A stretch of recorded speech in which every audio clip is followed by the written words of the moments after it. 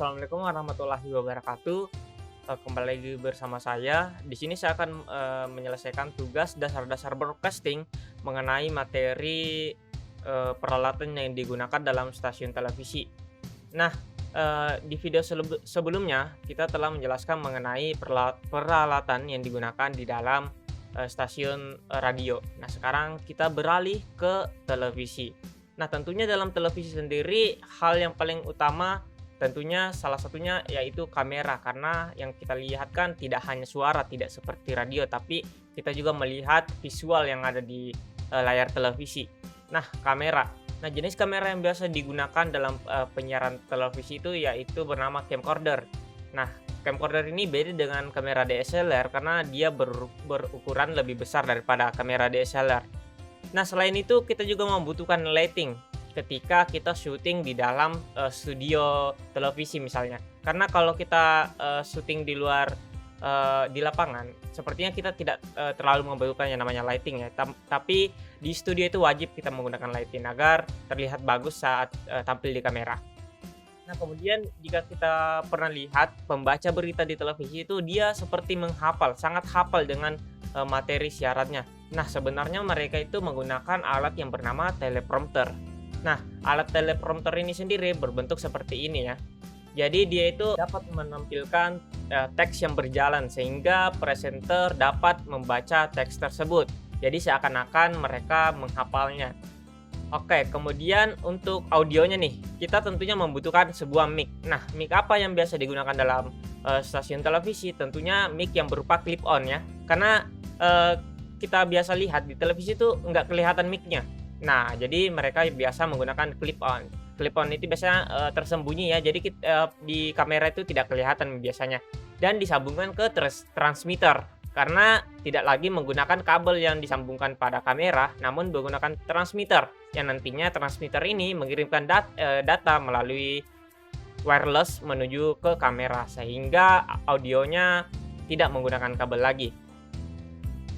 Nah, selain alat-alat tadi, kita juga butuh sebuah alat misalnya seperti tripod.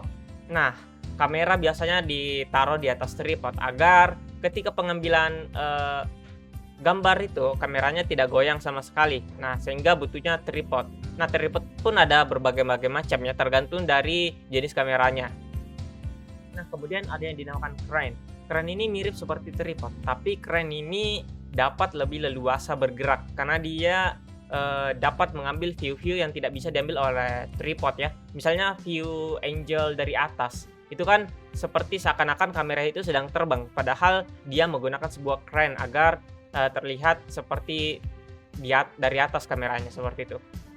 Nah, setelah kita tadi membahas mengenai tripod dan crane, nah selanjutnya kita pindah ke area-area di dalam kontrol area televisi. Nah, biasanya di dalam sini ada banyak peralatan seperti peralatan sound system seperti audio mixer untuk mengatur suara yang akan ditampilkan ke pemirsa di televisi.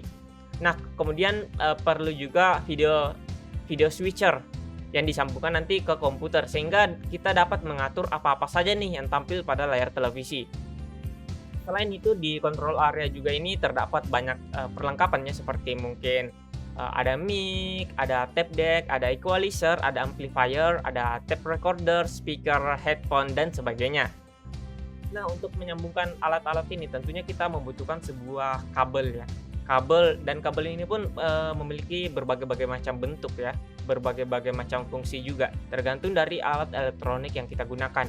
Misalnya pada kamera nih. Nah, kamera biasanya menggunakan kabel yang bernama HDMI USB.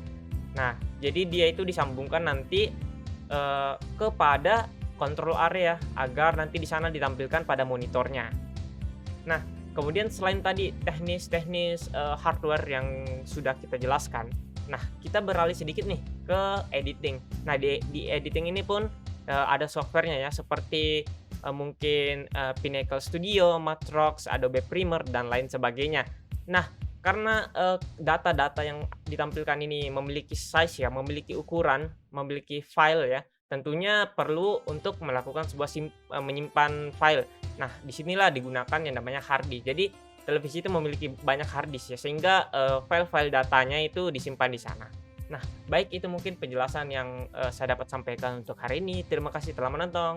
Wassalamualaikum warahmatullahi wabarakatuh.